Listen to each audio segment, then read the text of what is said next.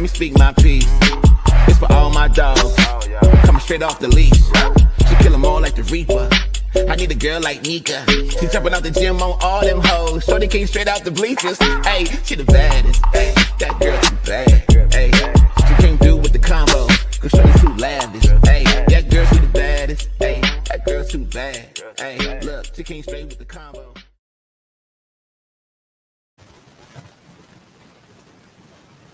Hey you guys, it's Meka. Welcome to From the DMV Live with Meka, and we are having a lavish conversation with Tutu today. I'm so excited, even though this might not be the best of times. It's always a great time for a lavish conversation. Lavish conversations are just conversations with inspiring people on why existing is not enough. And this next individual that I have with me today is definitely somebody who's not just existing, who's out here living, and not just living, but I'd say living a purpose-driven life that's evolving and getting more purpose-driven by the day. I think you all would agree. So without further ado, she is definitely part of DC's legendary status, I would say, being that her mother was the first woman of color professor at Howard University. We can't knock that with a shoestring or knock it off like it's nothing now, can we? And then on top of that, she's not only that, she's an artist, she's a talent, she contributes to our day-to-day enjoyment of life, and she's a positive person, definitely inspirational. Miss Aisha too. What's your last name, Tutu? Galati. Galati. Why do I not know that already? So everybody, welcome to the stage, Tutu. That's what you would better know her as, I think, right? Yes. Yes. Everybody say hi to everybody. Hi, Tutu. everybody. Your camera's up here. Hi, Yes. guys. So, Tutu, you are with me today, and I've been trying to interview you for a long time, but this week has been a specifically rough week for you. Absolutely. Needless to say, I mean, yeah, I've been unfortunately in your shoes, but your situation is, as we all are, very unique in our own rights anyway, right? So your please, first of all, tell everybody what happened this week. I'm sorry for your loss. Definitely take your time. Yeah, this is hard.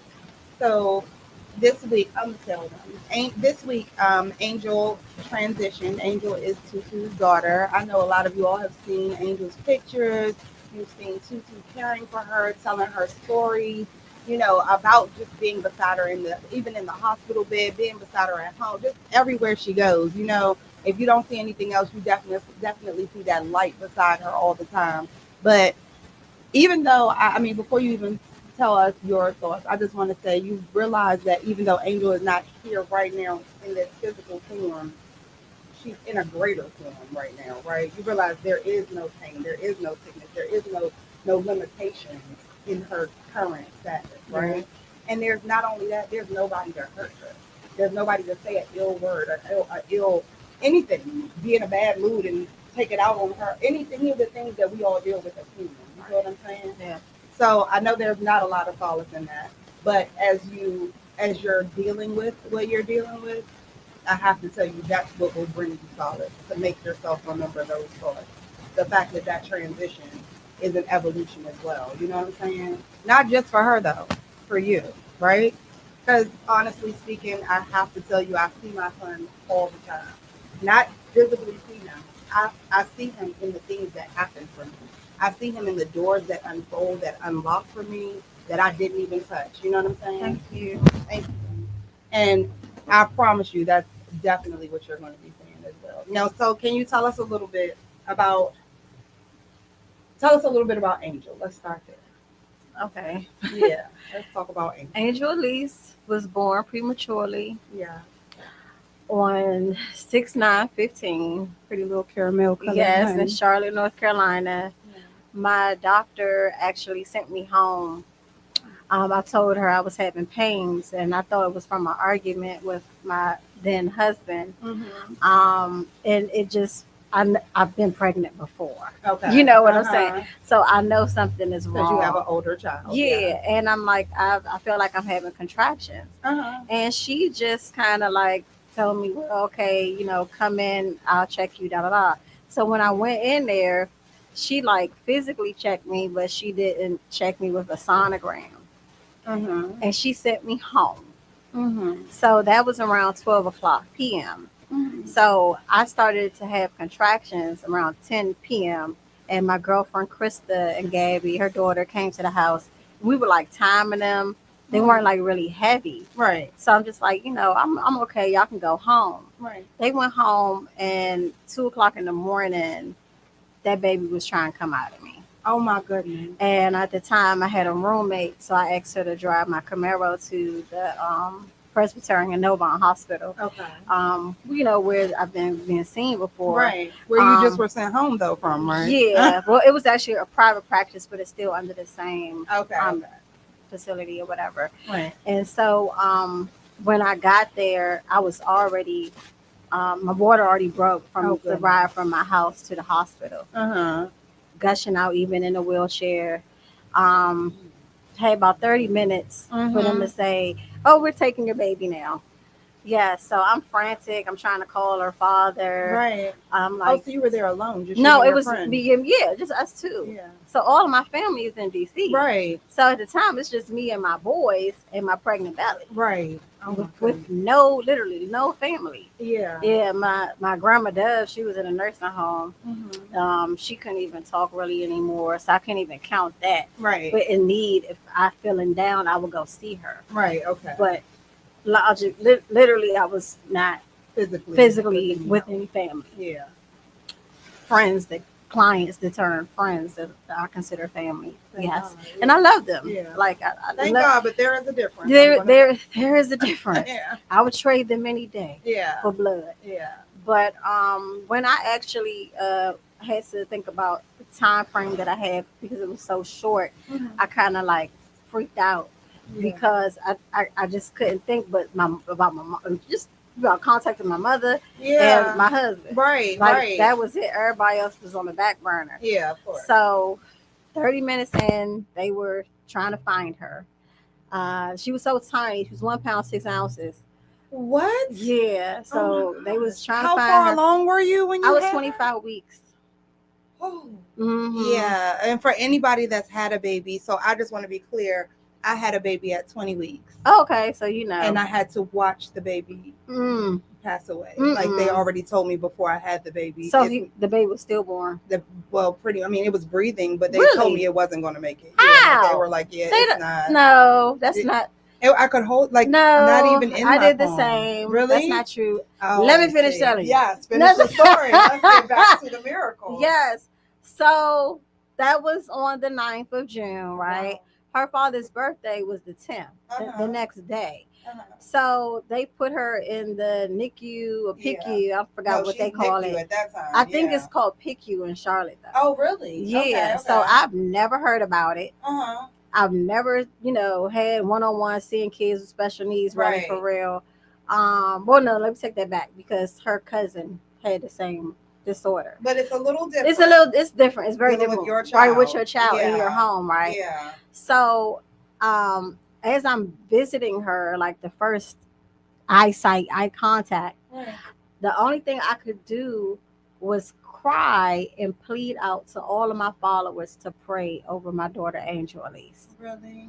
Yes. It was the blue lights for me. It was just very awkward. Yeah. The whole how you have to clean and all of that stuff. Incubator and all of that. It just was a whole different scenario. Right. And as I'm, talking and pleading, I'm on the phone with my mom.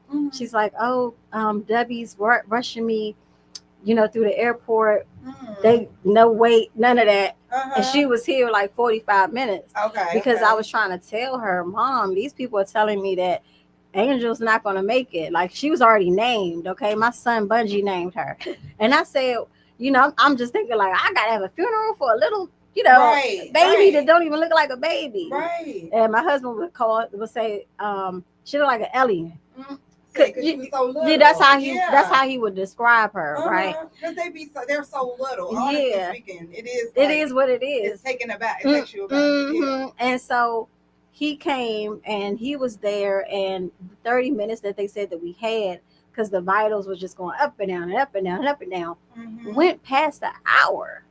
So me, I'm just thinking about obituaries. I'm thinking about everything under the sun. They told you. They told me like this is what they said, and he was like, "Look, we still still talking, we still here, she's still breathing. Like he just jumped into it like that. And mind you, I hate his guts. Okay.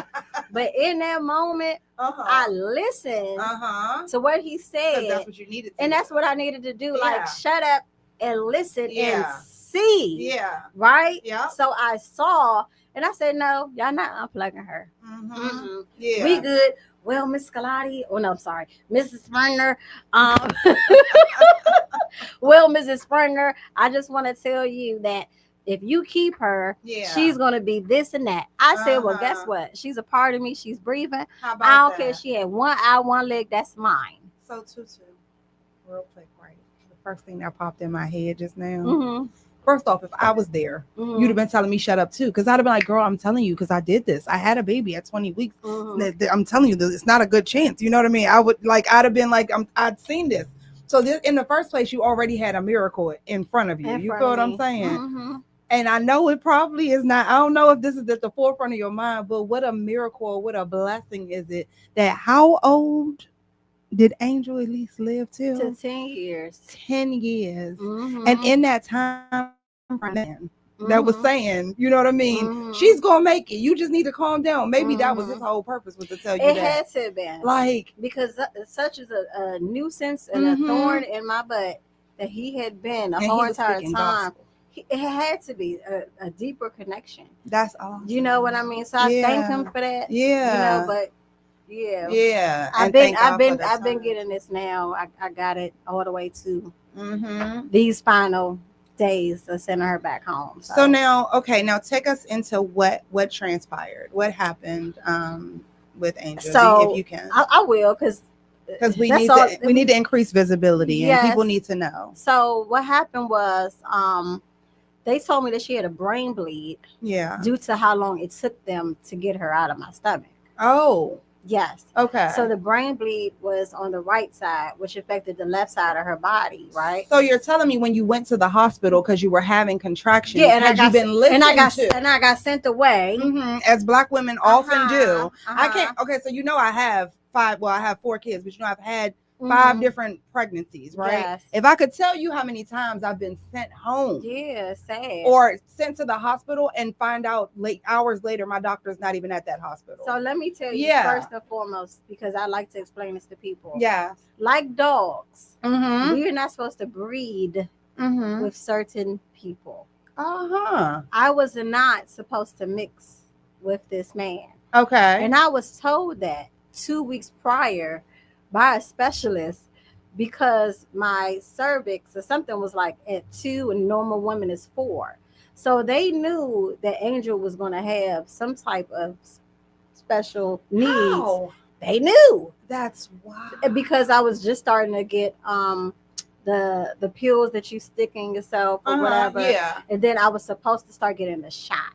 Oh, okay. To prevent an early pregnancy. Early birth, right. But she was already going to be early anyway. Yeah. And then when I started looking at his family history, I said, oh, this makes sense. Now, when you say that, that's a very good point. Yeah. Because I didn't find out until I started having my kids that so all of my kids, except for one with my ex-husband, all have the sickle cell trait. See what I'm saying? Because he had the sickle cell trait. See what I'm saying? He didn't even know it till he went to the military. But you gotta say that. You gotta do your research. Amen. Before you lay down. Yes. And mix these chromosomes and stuff up. Right. Because it will affect your baby in the long term. Yeah, that's true. But with that situation, they told me that she had hydrocephalus, which means water on the brain. Okay. So they had when she got like 5 pounds. They put a reservoir at the top of her head. Okay. Is that like a shunt? It's something like a shunt. But you have to. The difference is the shunt is a mechanism that will get rid of the fluids on its own. This mechanism, you have to tap it. Oh, so it holds it. So it holds the water. Say it will hold the fluid like this. Okay. A half a can, they said, a day. Okay. So they have to physically drain it. Oh. Yeah. So who would drain this? The doctors. Oh, okay. Yeah, she stayed in the once a day. Once a day. So I don't remember the timing, Okay. but I just remember the process of them explaining it. And this is why she's a little baby. This is why she's fighting. I got to see her grow into like she was still in my stomach. Right. I got to see that grow outside. Literally, kind of amazing. It's very amazing. You can't just act like that's nothing. It's very amazing, and my tribe was right there. Yeah. So I thank them still to this day. They still here rocking with me. You know, any hospitalization, they're right there because they was there from the beginning. Yeah, that's amazing. So, but from seeing and understanding, because like I come from a medical background with my mom, so like 1 plus 1 is 2 for me. It's not hard for me to understand. Yeah. And so with my understanding, I just did the best that I could to make good of the situation. So I went up there twice a day, never missed a day. Yeah. I made her things and like the bowls and just everything. She was the flyest, creamy baby in there. The flyest baby in the NICU in intensive care. Exactly. So I decorated the little thing, like everything. Because this is my baby girl. Yeah. I never had a girl before. Yeah, so she was my special angel, and I named her after my mom, Angel Elise. So my younger boy, he named her Angel. I just put the Elise to it because it just sounds right. It does. It does just right. It just rings right. Yeah. Yeah. So she ended up there for 115 days.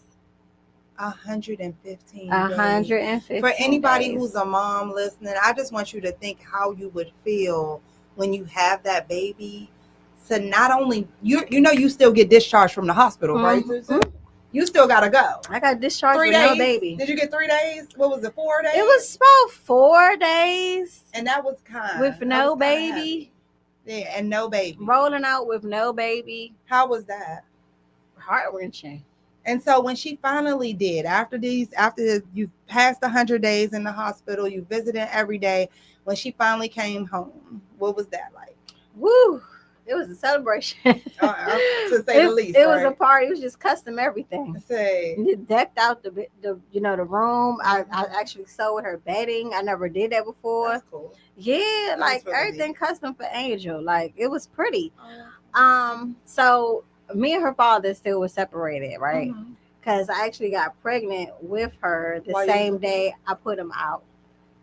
That's how life works. Yeah, right? Yeah. So, like, I never thought about aborting her or none of that. I just went and found out she was a girl. Oh, I'm keeping you. It is what it is. Yeah, but through that, kind of getting all over the place because I haven't talked about this understandably in some time. But I just really lost my train of thought because it's really deep. So when you were talking about when you brought her home from the hospital. Yeah. So okay. So when you found out she was coming home, and then when she actually got home. Okay. So So what I was going at with the story is when he would come and visit, he was noticing that she wouldn't respond, like having eye contact, right? Okay. So this is probably like the first couple of months. And I never noticed it because I'm too busy dressing her up like a baby doll. Right. And you're probably all in her face like this. You're not looking to see what she's doing.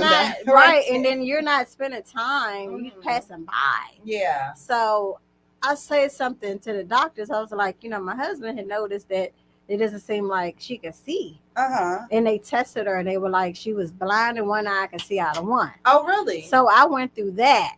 For the whole first year. Was that because of the oxygen situation? It was. Okay. It was. So what happened was that part didn't fully develop too. Oh, But it was early. But let me tell you this: what I found out because I had to pursue a malpractice suit, right? But in the paperwork, I was positive, so I was supposed to be admitted right then and there, right, in black and white, dum. Wow. But I also found out that if I would have been submitted, I would have had those medicines to bump up everything. And she would not have she would been, be a little more ready. Yes. Yeah, it's like I know this like, isn't what they're called, but they're like microwave drugs that they give you. Yes. Like you're about to have the baby, but the baby's not quite baked yet. It's like, okay, well, let me kick it in the hyperdrive type of thing. Yeah. It's things for their lungs, things everything, for their brain, everything. So she missed that window. Right. So that was a huge part of how I won the case or whatever for my child, because I physically saw this lady say as many patients that I see that complain, the whole ER would be full. Are you serious? Ignoring patients. Yes. That's I mean, and I want to say black women, but it's not just black women. But I do know for a She fact was a that black we as black, African woman. So that's like, just it though. It does. We so I hate to say this, but sometimes we are our biggest enemies. absolutely. And so unfortunately, we as people of color don't always give the sensitivity and the care that we should give to one another, knowing what we need as people, Right. because we just take on what society gives us. And society oftentimes gives us the short end of the stick. Society oftentimes says, oh, you big black and wearing a hoodie, so you're probably going to rob me. Wow. So when he passes you, even though you don't want to feel that way as a black woman, you Yeah, still in the that's back of your mind are yeah. like, is he going to rob me? Right. You know what I right. mean? But when The I think of those, I stereotype. realize that, yeah, like those are things that are It was embedded the into us. typical stereotype. That, and then don't forget how many people don't want to do their jobs, you Yeah. know? Yeah. But so, okay, now take us through these last 10 years. What have been some of your biggest highlights So and some of the now, mind you, difficulties? we were going through the whole eye situation with her first year. Right. So at the first year, she suffered her first seizure. Mm. And my oldest son, Terrence, had diagnosed it by using Google. What? Mm-hmm. Well, how did the seizure look? I'm assuming it didn't look like the rolling, regular. no, it was the rolling of the eyes and the back of the head, Mhm. the twitching, the jerking, all of that stuff. Within a year? Within a year. Oh, that has to be scary. Yes, it was really scary. Yeah. But that was when she got her shunt put in. Okay. Right. Okay. So she kept the reservoir. Right. But she had to get the shunt put in. Right. So after that year, it was just seizures would just happen. Just randomly. We didn't know what would trigger it or anything. But as she grew older, I kind of figured it out. Well, so what did you find? What I caused found it? if she was too hot. I was about to say overheating. Too much loudness. Noise. It would trigger her. Would trigger her. Just typical Random stuff like thing. that with epilepsy. Unfortunately, and for her, just with all the other complications, because she had cerebral palsy. Okay. She was blind. So she was blind. She was, in one eye still? She was. I even had her seen. We actually drove up to Howard. Oh, wow. Okay. My mother don't play by her baby. Yes. So we went in there and they kind of gave us hope. So we had her in the glasses, but it just was never that connection. Yeah. Okay. As she got bigger, I felt like she could see some of, like, me and my friends would talk about it, because I'll be over her and she'll be like this. Oh yeah, like she'll move so me. she could she could see your presence. Like she might not be able to see clearly. I ain't even saying nothing. You know what I mean? Yeah. Well, that, and you sense people too, especially your mom. You know what I mean? But then her senses, are heightened in other areas. Exactly. Yeah. Yeah. But she loved jazz music. Jazz music. She loved jazz. So, was there a favorite song you could say that she had? No, I guess me singing to her, Angel. I was about to say, what you sing to her all the time? I would just sing to her that. Or I you just sang her name too. Yeah, I like literally. I would. I remember a time I was singing. What was it? Jesus Loves Me. When she was in children's one day. Now, I know we're, of course we want to keep everything positive, but everything's not positive. It's not. So I do want to touch on what happened with the home health care nurse. What happened in that experience? So, but before we get to that, what has your support looked like? I know you have your tribe and everything, right?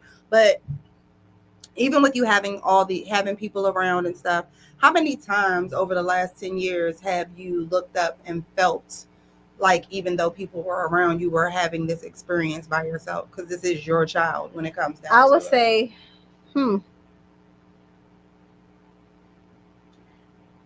it's been a lot of lonely times. Yeah, seriously. And then I learned not to put so much on the internet because it affected my business. In what way? Because people think I'm too weak to be able to sew. So it's like I had to show them, this is how I keep my light bills going and everything else, insurance and stuff like that.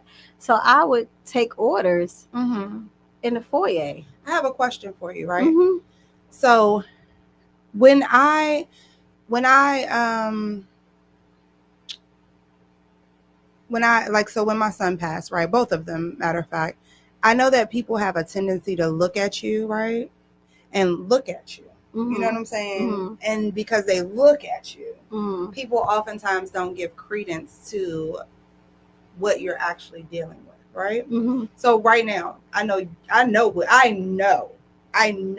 firsthand not how you feel, but the weight of what's on you, right? This week. You look amazing, right? Thank you. Somebody else looks at you though and says, well, she looks like she's doing good to me because she looks good whole time. Can you speak to that? The fact that, I know that if you don't look like this, you'll feel like shit. Yeah. But everybody doesn't really get that. You know what I'm saying? No. So can you kind of speak to that? Like, how do you even find it in yourself to get up and get dressed? And, So today I got up and I was looking like a bum. And I got the call from Ray if I wanted to do the interview. And I'm like, yeah, because I'm in Greenbelt with my sister, Karima.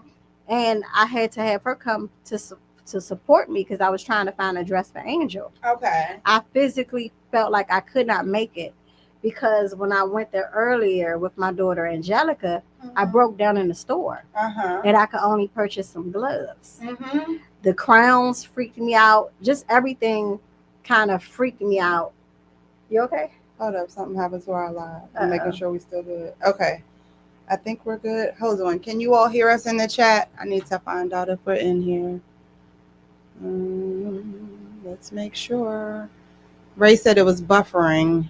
I don't know if it's storming outside or not. We're having trouble streaming to Facebook. It says that right there. Are we back on Facebook? Let's take a break real quick and address that.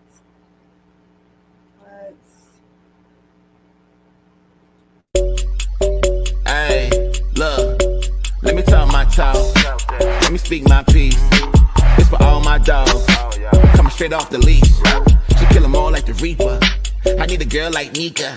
She jumping out the gym on all them hoes. Shorty came straight out the bleachers. Hey, she the baddest. Hey, that girl too bad. Hey, she came through with the combo. Cause shorty too lavish. Hey, that girl she the baddest. Hey, that girl too bad. Hey, look, she came straight with the combo. Come on. Okay, I think we're back. All right. Can you all hear us? Let us know if you can hear us. If we are in the chat, I'm checking the chat here. Are we here? Are we here? Let's see. I'm telling you, these technical difficulties will get you every time. I know I don't know if we are or not.